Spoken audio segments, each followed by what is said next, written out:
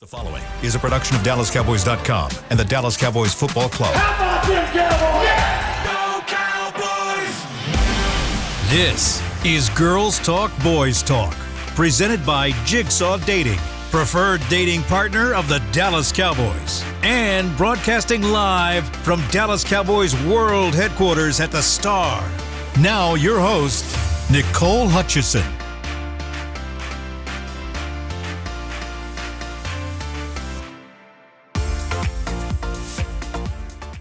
Cowboys Nation, happy Tuesday. It is almost game day for the Dallas Cowboys. Welcome into Girls Talk, Boys Talk, presented by Jigsaw, the preferred dating partner of the Dallas Cowboys in the SWBC studio. I'm Nicole Hutchison alongside Aisha Morrison. We got Bonnie Jo Laughlin and Christy Scales.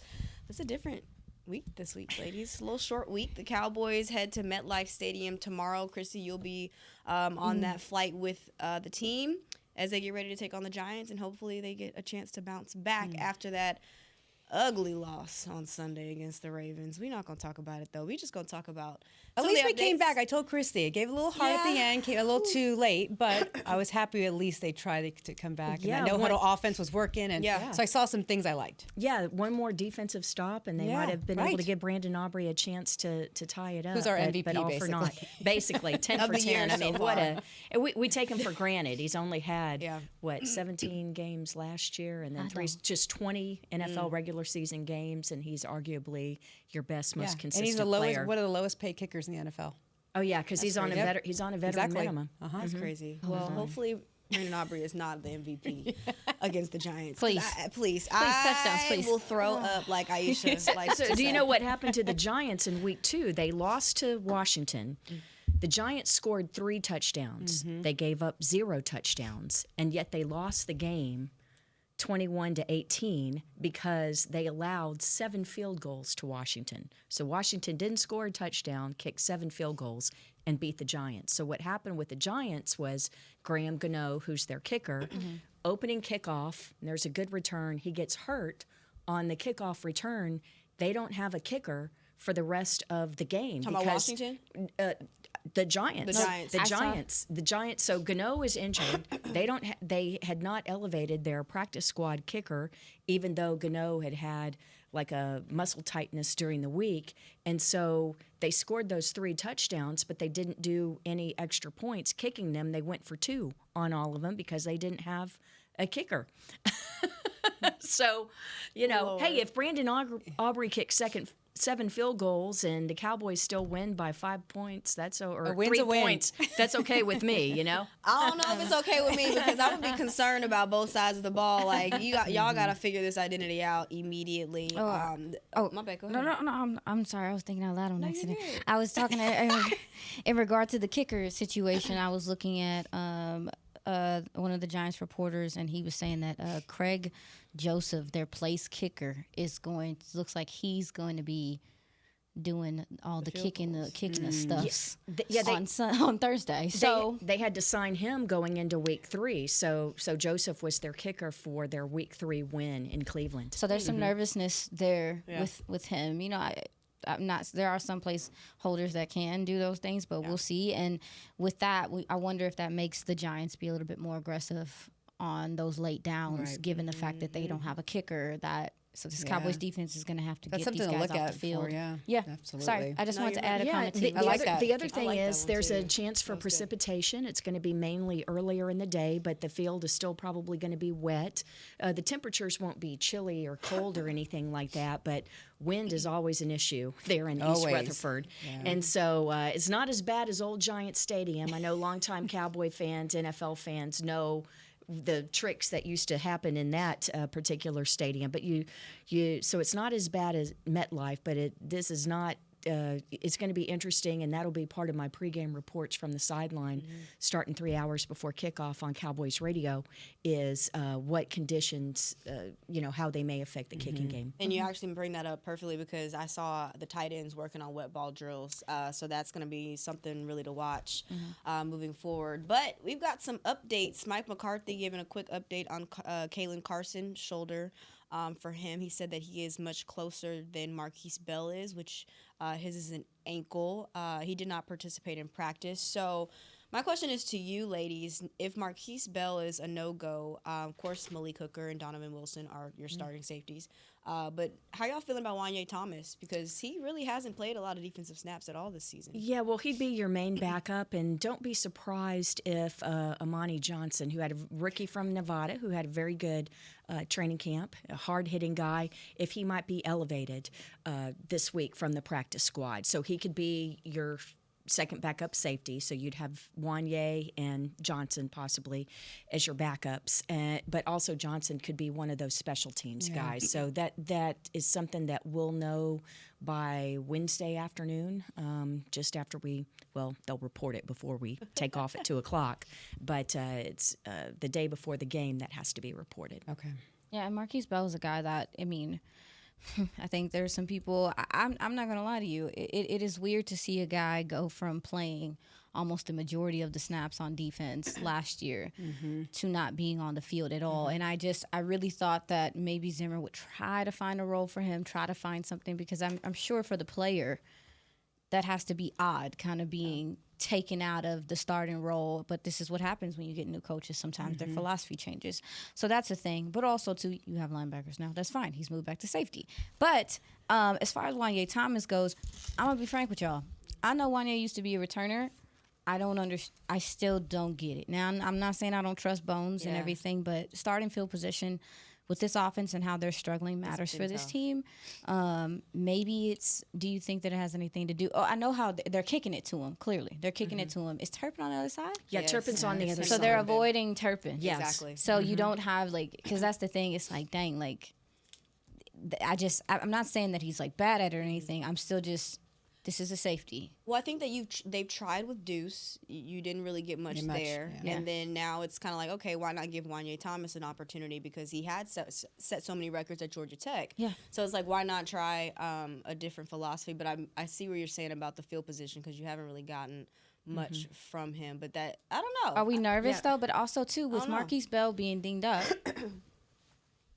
your next safety is Wanye Thomas in case something were to happen to one of your starting safeties. And he has been around. He performed in preseason, things like that. So it's like, I know we can't play scared money, don't make no money. But at the same token, it's like the safety position with taking the hits to Marquise Bell. I know you mentioned Imani. Are you worried about the depth? In any part. Yeah. And special teams is work as well. I mean, Marquise Bell does a lot on special teams. Wouldn't you rather have a banged up Marquise Bell?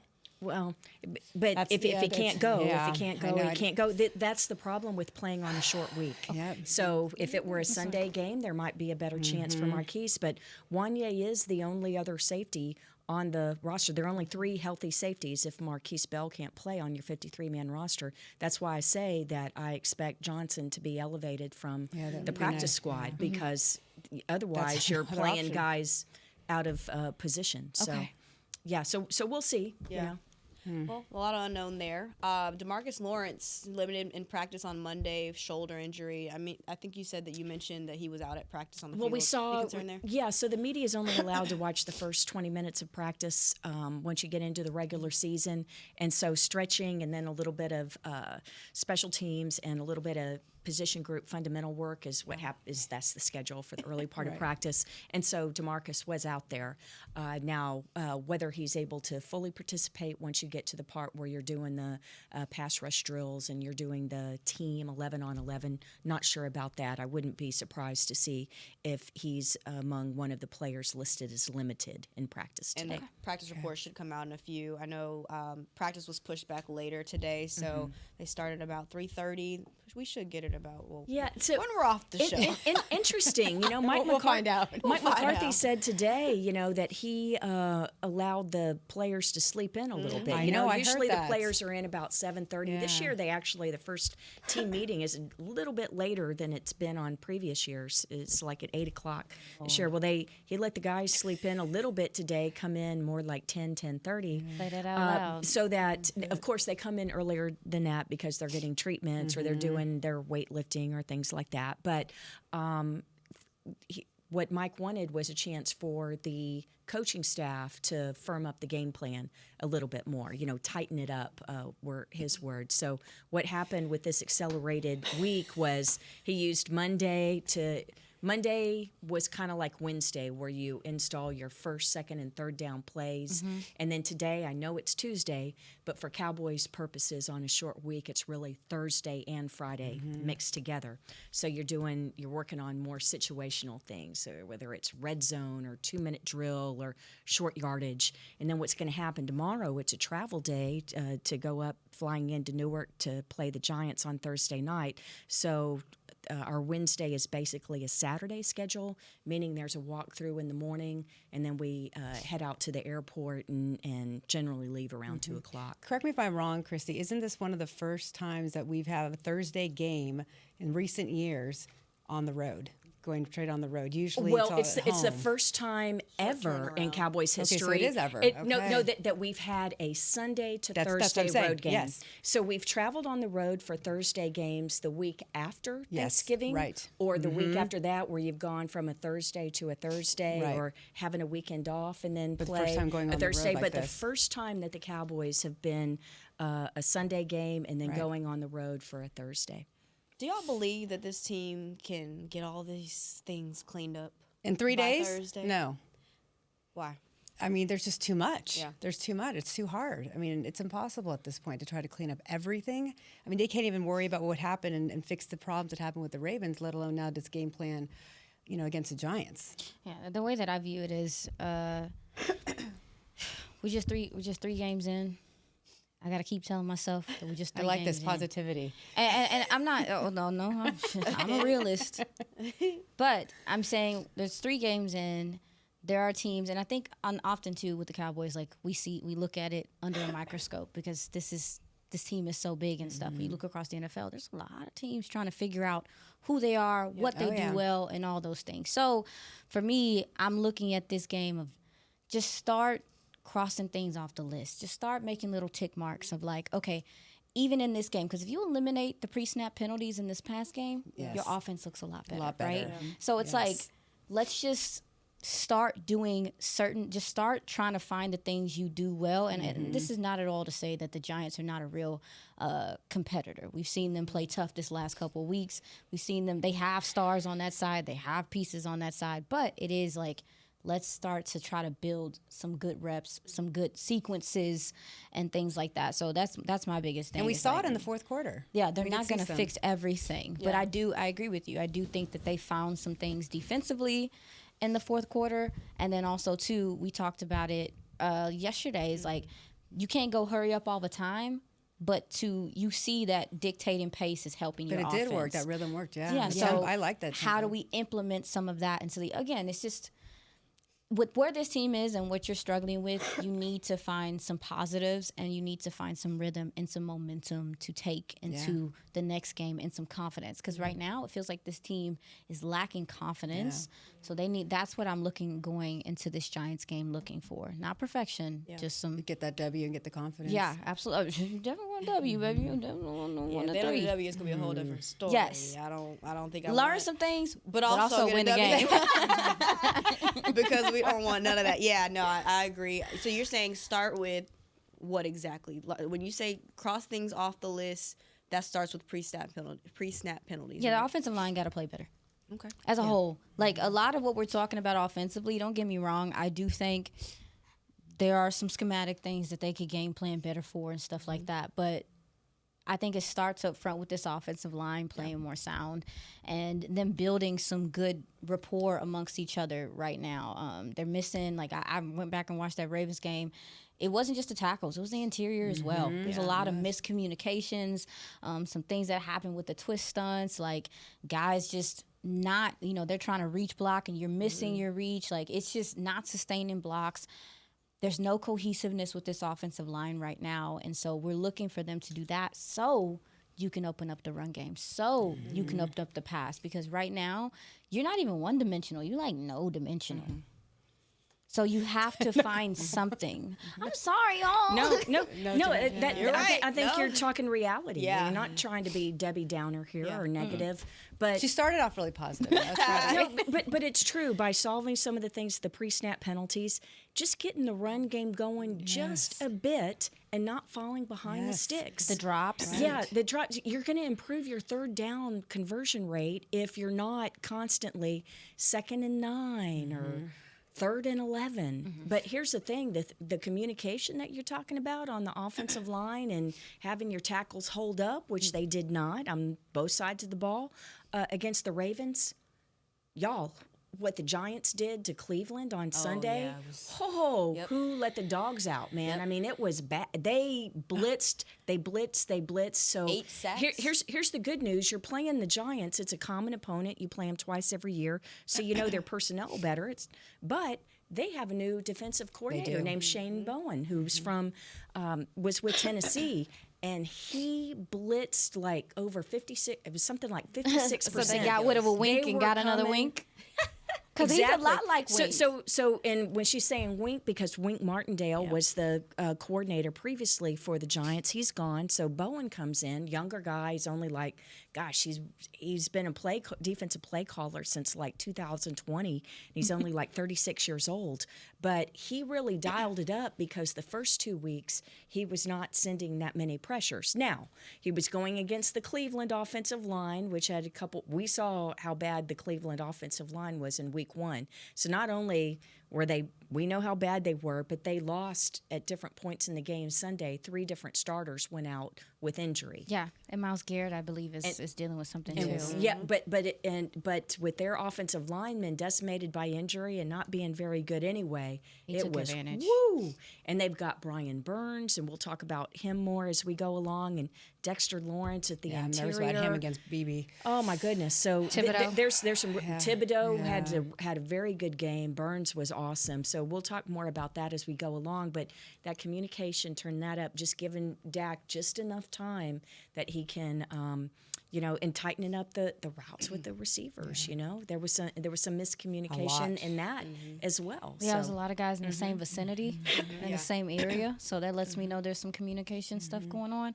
But then also too, I'm just gonna keep it a buck. I mean, there's some lazy route running. Oh, finally. There's some somebody lazy said route it. running. There's some not fighting through contact. There's I mean, and I do believe, like you mentioned, and I'm glad you mentioned because I went back and watched again yesterday for a little bit how physical those DBs are. Oh well, if they're gonna let them play, then you play back. Yes. Exactly. Because that's the problem. And that's the problem. Like, they have to figure out how to, when somebody punches you in your mouth, you got to punch them back. Or, honey, hit them first. Yeah. Like, so these receivers, besides Jake Ferguson, have to be stronger at the point of contact as well. Because, I mean, it sounds like, if I'm not mistaken, it does sound like the Giants have 2 starting corners that may or may not be out there in Drew Phillips and Nick McLeod. So this would be the game to, try to take advantage of things on the outside. But still, you got to go play ball. So, well, hopefully they play ball. Up next, we are talking Cowboys defense facing this Giants offense. Stick with us right here on Girls Talk Boys Talk, presented by Jigsaw, the preferred dating partner of the Dallas Cowboys. We'll be right back. It's the official men's skincare brand of the Dallas Cowboys, Jack Black. And right now, Cowboys fans can get 15% off their $75 order. Plus, because every deal needs a playmaker, your order will include a free 5-piece skincare set and free shipping. The Jack Black Playmaker is 4 of Jack's favorites and a full-sized intense therapy lip balm. Make a play for the Playmaker at getjackblack.com/Cowboys with the code CowboysVIP. That's getjackblack.com/Cowboys with the code CowboysVIP.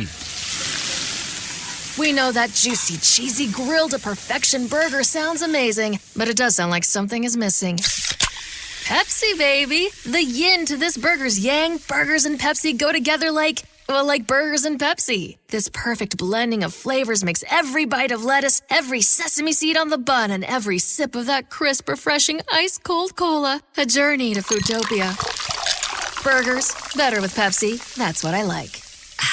At Jigsaw Dating, we obviously want the Cowboys to bring that 6th ring home. But to be honest, we're more focused on finding the person who will put a ring on your finger. That's why we created a dating app that reveals your face through meaningful conversation, so you can date deeper.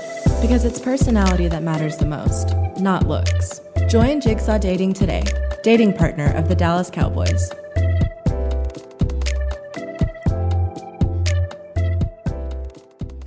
The Dickey family always mandated that the only Polish-style sausage worthy of their restaurant must have high-quality coarse ground beef and pork, rich spices, and fresh natural casings. We still serve it to this day, and it's so popular, Dickey's sausage has been named the official sausage of the Dallas Cowboys. The perfect matchup on game day. Dickey's Barbecue Pit. No one outsmokes us. Order at dickeys.com. For groups, call 866-BARBECUE. Dibs on the ribs.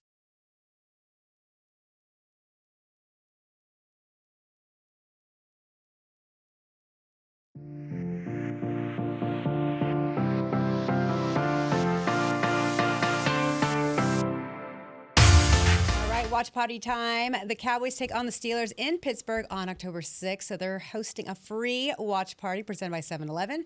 Join us at the Miller Lighthouse at AT&T Stadium to watch a game with Cowboys Nation. Thunderstruck because the Dallas Cowboy cheerleaders will be in the house performing, and Rowdy will be there too. Watch the game, grab a Slurpee, and cheer loud. Get your free tickets at dallascowboys.com/watch party. Awesome. Love that. Can we say hi to someone watching? Tatiana. She's 9 years say old, that. and her dad reached out to us. So shout out, Tatiana. Thank you for joining Cowboys Nation and being part of our Girls Talk, Boys Talk family. We appreciate you. Yeah, we do. Appreciate you, and hopefully the Cowboys give you, Tatiana, a win on Thursday. Yes, we would love that. We would love that. All right, we got a little bit of Aisha's insights. Tell us what you see, girl. This Giants offense. Well, there's no mistake that people are going to try to run the ball against this Cowboys defense. And with the Giants, I mean, I'm not going to say they play straight up. They don't do a crap ton of motion and trying to get you off direction. They have a pretty powerful offensive line in how they do things.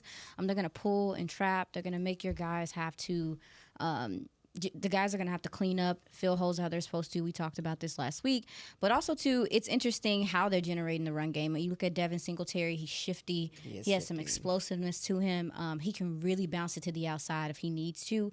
So, again, we're talking about some of the trends we've seen this last couple of weeks. These edges. And he can break those tackles, too. Yeah, absolutely. These edges, these corners coming up and tackling. We're going to need them to be surefire. But also, too, what was interesting to me is, number one, we know Daniel Jones is not just going to take off, but they are incorporating. They started this last year, incorporating some RPO and some run action things that, in turn, do open up this offense a little bit for him. I don't think he warrants a spy. Come on. He's like a gazelle. He's so tall. He's so tall. He doesn't warrant a spy. However, that has given your defense some trouble reading the RPO and things like that. He's not as mobile as a Lamar Jackson. He's not going to do all that to you. But his legs can be effective. Yes, they can be effective. So that's definitely something to keep an eye on, is how they rush contain, but how they rally to the ball. I need to see them run all hats to the ball. And then as far as Wan'Dale Robinson, I like some of the things they're doing with him out the backfield. Again, they did some of this last year where they're using him. They do him. He's kind of their Turpin in a sense. I do think that he does a few more receiver things for them, but they use him out the backfield. They use him as an extra running back, basically, in a way. They use him like that in Kentucky, too. Fact. So, like, and it's not just him running out the backfield. They will pass him the rock out the backfield as well. So the Cowboys guys are going to have to come up and tackle better than what they did this past game, because also, too, the Giants tight ends aren't afraid to get out and block on the outside. That's something that stood out the first time. I just glanced at them this morning like, oh, their receivers and their tight ends like to literally hold blocks downfield, which is something you look for. So those are my few things so far. I'll get into some more film tonight. And Malik Nabers, woo, what a good pick. What did you see on Nabers? He's the 6th overall pick in the draft, the Giants' first-round pick. Yeah. And he is setting some rookie records, actually, or actually being the youngest guy in NFL history, even younger than Mike down in Tampa Bay, Mike Evans, to have 2 touchdown receptions in a game. I felt strongly about him being the best wide receiver in this draft class. Oh, wow. I know a lot of people have a lot of respect for Marvin Harrison Jr. and what he's capable of, but when you look at Malik Nabers, what sets him apart is his ability to it's the strength, it's the play strength, it's the fighting to the ball, it's the way he snatches the How ball he out of creates the separation. air. Yeah, that's what I notice a lot. It's with the this yak kid. ability and the things he can do in the open field. And again, people looking at your Cowboys defense like they barbecue chicken because they have not been tackling well. Like, and again, I do understand the secondary is under a lot of stress given what's happening with your front seven and there being leakage, but this is gonna be a tough matchup for and it sounds like him and Trayvon Diggs and Nabers had some banter this Yeah. offseason. So yeah, that's a matchup to look for. I do think that Diggs matches up pretty decently with him. Granted, Diggs is coming off the ACL, but I'm talking about just the physical aspect of it. And he's not Malik Nabers is fast, but he's not like shifty fast. So typically those guys don't give Trayvon Diggs as much trouble. I will say keep an eye on Kalen Carson though. Who's going to be on the other side because they will pop that thing to Jalen Hyatt as well over the top. So it's like, I am a little worried about what's going to happen with Kalen Carson and knowing what his status is because, this Giants team, that's crazy. That's one thing I will say I like about them. They don't care. They don't. What I'm saying is like they don't care that no one thinks that Daniel Jones is a good quarterback. Yeah, they don't care. They still go out there and play, and they have guys on this team that can gash you and make big plays. And he's not afraid to throw the ball either. And so they've given him the green light. So that's funny to me that they got a little bit of effort in them. And I think, and one thing you talk about Malik Nabers, 50% of Daniel Jones's first reads go to Malik Nabers. As they should be. And he's been targeted 12 times on 34 routes. So that's 8 receptions, 78 yards, 2 touchdowns versus Cleveland. But he lined up outside, but he can also line up in the slot. So like you talk about the versatility there. But when you talk about copycat league, everybody trying to run the football against the Dallas Cowboys because they've had success and they see teams have success against them. The importance of wrapping up tackles, how crucial is that for these guys? Because we have not seen that all throughout the season. I'll start with you, Kristen. I'll just say a conversation that I had with a defensive coach pregame on the sideline before the game Baltimore. And the specific question was regards to Derrick Henry, who's 250 pounds. Now, Singletary is not that. Singletary's one of the smaller guys. But it was asking about how things change, not just for a defensive back, a smaller guy, when you're trying to tackle a Derrick Henry or Patrick Ricard, who was Baltimore's 300-pound fullback. But basically talking about and this coach said, it's not just it's the same fundamentals apply to the linebackers and the defensive linemen in terms of at this level, whether you're a 250-pound guy or not, that you're trying to tackle, an arm tackle is not going to do it in this league. So it's making sure you have the correct strike zone, which would be if you're going for a player's legs, it's the thigh, because if you're going too low, the guys, even a Singletary, can step out of that. They have enough strength or enough hops to get out of it. And it's swarming tackles, right? And I don't think we saw that enough. Even though I know the guys got gashed, the Cowboys defense was gashed a lot of times on Sunday, you still saw the DeMarcus Lawrence's hustling 40 yards down the field to try and get the guy out of bounds. So there's still some of that effort there, but there's still a lot of effort there. But we didn't see the swarming tackles. Yeah. And a guy like Singletary is going to be a guy that's good in space. And Aisha already mentioned Nabers, the way she said yakability, yards after catch, meaning that these guys don't go down easily. It's yards after contact. So again, it's swarming to the ball and relying on your teammates, needing your teammates to help you with some of this gang tackling. It's fundamentals. It comes down to that. And Yes, just ma'am. right out of my mouth. The fundamentals, right, Aisha? And that's the things that they weren't doing doing right. it. It's just like basic Things. It's the first thing you learn, yeah. Well, details. Isn't that what Yeah, Jordan details, Lewis said? yes. Details. We got to focus Said on that the over details. and over again about the details, yeah. Devin Singletary is averaging 4.5 yards per carry after contact. Please, no. I don't like it. Well, I don't like it. you gotta tackle. And here's the thing: is like people have watched 3 weeks worth of tape, and they're gonna make you prove that you can do it. Yeah. Right. Yep. So you gotta do it. How interesting will this matchup be with this name? Giants right tackle, Jermaine Illuminor. Looks like And he'll Micah be able to play because he showed up on the injury list early in the week, but I think they listed him as full for today, so expect him to play. But I think that's going to be Good test a good one. Yeah, it's going to be interesting to see. Although he plays right tackle, so we'll also see some times where he's going against D-Law because I think they're going to move Micah around a bit and maybe test the middle of that line too. See if you can send Micah or send some guys through the A gap, middle of the line. But they've got Andrew Thomas over on the other side, who's one of the better tackles in the league for sure. Solid. So I think that if you're just kind of looking at it holistically and say which side do I have a better chance attacking.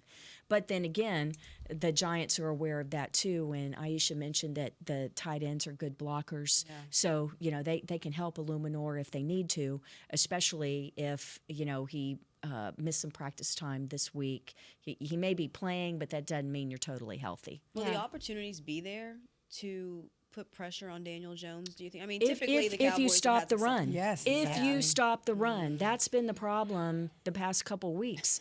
If you don't stop the run and it's short down in distance, they don't have to throw the ball. Will they, Nicole? Yeah. You talking about some will they be there? We can only hope. We can only hope that the opportunities are there. I mean, you were mentioning being able to attack them from the interior. I mean, John Michael Schmidt's center last year, he had a rough starting year, rough first year in the NFL. And I remember doing the draft show, we were really high on him and his power and his grit and his play. Seems like things are starting to come to him a little bit better, but the interior, and because of some of the shuffling they're having to do the same way that not as much as you are, but I do think you can catch them slipping sometimes with some stunts, with some twists, with some different things. I'm not sure. Zimmer normally, and that's another thing, we haven't seen elements of this defense either because we haven't gotten the chance to, because people are just running the ball at you. Because you're not able to pass rush, we haven't gotten to see some of these pass rush packages that are interesting and exotic and fun. So hopefully, I don't even know if they're going to do it, because maybe Zimmer's just like, I ain't rewarding y'all. Y'all, good job for playing good third down defense. Just go rush the passer. But if so, they might be able to take advantage of some communication errors. And also, too, they're just not the best in their passes to each other. And what I mean by passes is you're blocking this guy, but get into the second level or whatever the case may be, exchanges, gap exchanges. They're not the best at that right now. They had a couple lapses even against Cleveland. Even though they won that game, they had some lapses against that Cleveland defense. Maybe you can take advantage of those things if you get into third down situations, you can rush the passer. You got to stop looking at me in that tone of voice. I'm sorry. I'm just hoping that, we're coming back. When is our next show? Monday, and just having a whole different vibe. A W. Yes. The W, and just saying, wow, they finally figured out, what's today? No, I'm saying after the game, our next show is, sorry, our producer's talking to me in my ear. But no, hopefully we come back Monday and all things have been answered. But going back to this defensive line, confidence level, I know it's hard to say because we have not seen any success in this defensive line and stopping the run. Where's your confidence level, Bonnie Joe? Lord. It's okay. You know what? Who I'm worried about? I'm thinking he's going to have a breakout game is Mozzie. He's really struggled a lot, and I'm feeling like he's starting to get comfortable maybe with all these different games, some reps, and that's someone who I think it will actually end up making a difference in this game. So I think he has to. I think the timing is now, and so Mozzie is someone that has struggled. He's someone we're constantly looking at, and I think now he'll be someone that I think we should look at. We're gonna need him to, and hopefully, some of the trends. I mean, later in that fourth quarter, I thought that he played a pretty solid quarter of football, and he warranted a double team. Like they were double teaming him, and I think people kind of get double teams mixed up. Like normally, the way it works in basketball, even so, is if somebody getting double teamed, that means somebody open. That means somebody free. That means that you should be getting to your assignment because he is being double teamed right now. So I'm hoping that, to your point, I that think he he's finally finds gonna have a something. good game, right? I mean, he's there were some good, solid plays in that fourth quarter that made a difference defensively, and you saw it through even the linebacker play, that him getting, those double teams and holding up some of those double teams was helpful in the run game. We also seen him hustle sometimes in the game as well, but this was the most amount of snaps he's played in a game yet so far. I can double check So building that endurance and building some of that confidence. I just think it's either agree. a confidence maker or breaker. No, it could be helpful. So. You need him to play well. Yeah, that's what I'm saying. I think he could be the difference. So Yeah, so Mozzie had 46 snaps in the game against Baltimore. He had 33 in week 2 and 23 in week 1. Okay. So yes, building more. But yeah, to y'all's point, definitely things to build upon. what about you, Christy? How confident are you that this defense can get her done? Well, I'd like to see Osa play better too. Facts. Yeah, and. No, I think that this would be the week, just because, as you say, the line for the Giants. I think that we underestimated how good the Saints line was. I mean, that was really good. Made the Cowboys D line look bad, but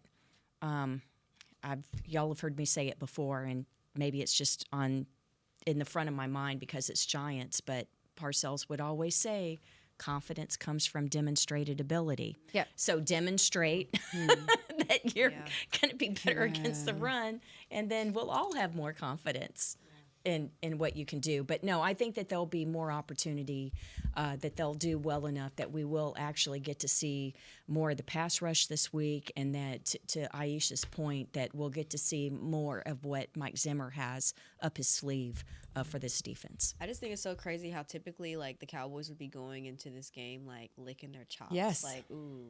That's what we all thought. But you can't underestimate. You can't underestimate. We thought any that. team. We thought that It's coming NFL. out of the Saints. We thought that coming out of the Saints. But again, the good thing about the short week this week is no extra time, no full week to lick your wounds. Yeah. Right? I mean, it is on it. Yeah.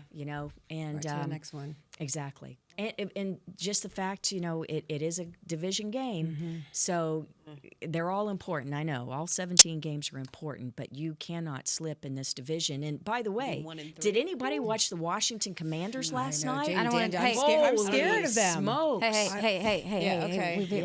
I don't want Jaden Daniels is fantastic. Good. Whoa. We're not. I am happy for Terry McLaurin. He has deserved a quarterback this whole time.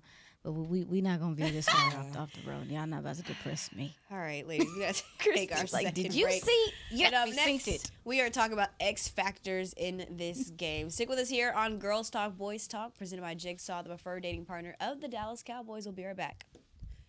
The Dickey family always mandated that the only Polish-style sausage worthy of their restaurant must have high-quality coarse ground beef and pork, rich spices, and fresh natural casings. We still serve it to this day, and it's so popular, Dickey sausage has been named the official sausage of the Dallas Cowboys. The perfect matchup on game day. Dickey's Barbecue Pit. No one outsmokes us. Order at dickeys.com. For groups, call 866-BARBECUE. Dibs on the ribs.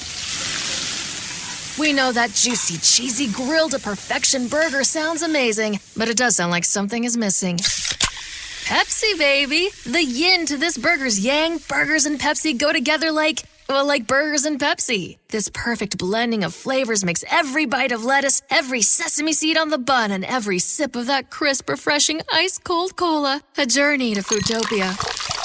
Burgers, better with Pepsi. That's what I like. At Jigsaw Dating, we obviously want the Cowboys to bring that sixth ring home. But to be honest, we're more focused on finding the person who will put a ring on your finger. That's why we created a dating app that reveals your face through meaningful conversation, so you can date deeper. Because it's personality that matters the most, not looks. Join Jigsaw Dating today, dating partner of the Dallas Cowboys.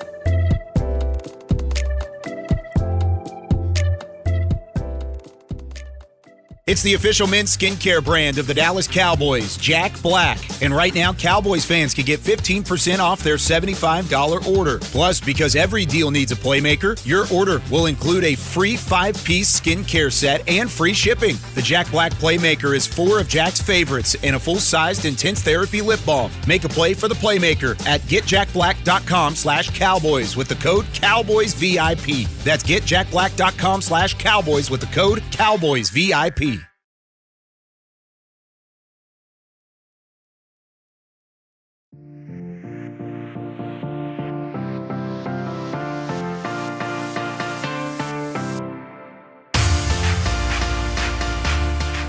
Frisco Oktoberfest returns for its 5th annual celebration at the Star in Frisco on Saturday, October 5th from 11 a.m. to 9 p.m. Enjoy German cuisine, traditional Oktoberfest games, live music, and entertainment all day while sipping on Oktoberfest beer, of course. Join the Star in Frisco for a full day of festive fun. I want to go to there. Sounds good. You want to go to there? I want to go to there. I like go to Oktoberfest. Those are fun. I'm talking about the beverage. The beer. Well, it's because from working at Buffalo Wild Wings, I was exposed to a lot of like stuff I would never touch. But I'm like, this tastes kind of. They make us test it so we can. I'm crying. Look how excited she got. Like, this is kind of good. Oktoberfest. I've never heard of that before. Oh, really? Oktoberfest? Yeah. Oh, Celebrating It's all German culture yeah. and Bavarian heritage and Well, heck Christy, yeah. what do I look?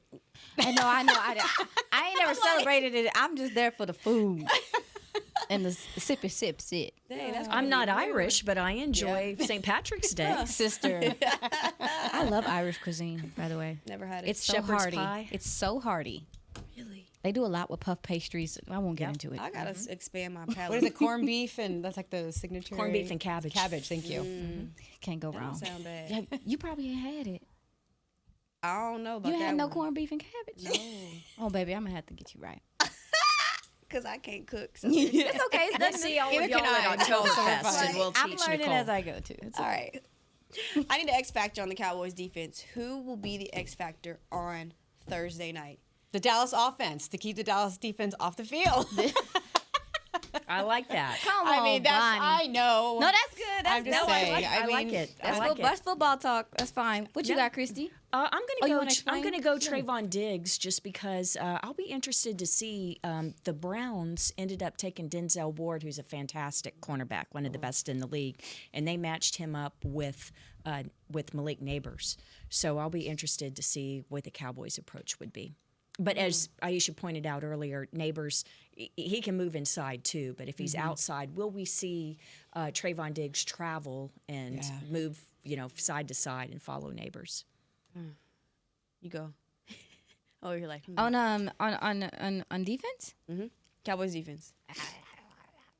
I guess I'm gonna go Eric Kendricks. Kind of under the radar a little bit, but he's the veteran. He's the guy that was brought in here to kind of be the I don't know what The quarterback of the defense. the quarterback of the The green defense, dot. the Zimmer, but on the field, right? And I think he definitely has to lead by example and be sure with his declarations, his call outs and everything in this defense. I mean, and against this offense, like I said, they're not super duper fancy, but they do some things to get you off, your kilter and to make your eyes look a different way and go another way.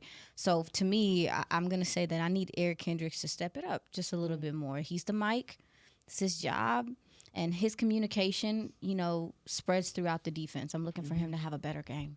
I'm gonna go Donovan Wilson. That's fair. I'm gonna go Donovan Wilson because, and it's funny, me and Jess were talking about this after the loss and just saying how, before you were expecting Donald to leave a game with something. And the safety play the last 2-3 weeks has been a little shaky. And I really need them to help those corners out because we obviously see how Daniel Jones likes to sling the ball. He'll be going and targeting Malik Nabers probably all game, and maybe even Wan'Dale Robinson. So I need those safeties to go and help those corners, especially if they are missing Kalen Carson on the boundary. There's not a lot. Oh, I was gonna add on to your point about the safeties, which is a fantastic point. I feel like they haven't been as good as they need to be as well. Asking a lot of them in some spots, but we're not gonna go there either. But I do think when you talk about Daniel Jones, he gonna sling that ball around, but he's not the most accurate still. So Good point. hopefully they're in position for some tip passes if that's an opportunity, but also just be there. Just be in position. Just be there because he's not putting this thing on a rope all the time. You have some that get wobbly. He'll make some decisions. If he's pressured in the pocket, he'll just get rid of the ball. Definitely need these safeties to be playing their P's and Q's because this is an offense, like we just talked about, that is not afraid to push the ball downfield. They also have Darius Slayton, too, as well in the slot. So Jordan Lewis is going to have a matchup as well. So, yeah. All right, That's score good. predictions. Good. Wow. Yep, you already know Today? what's coming. Absolutely. What's tomorrow? Because tomorrow they leave. Today is Thursday and Friday. Right? Wait, what are we doing? Because the game's Thursday. Score predictions.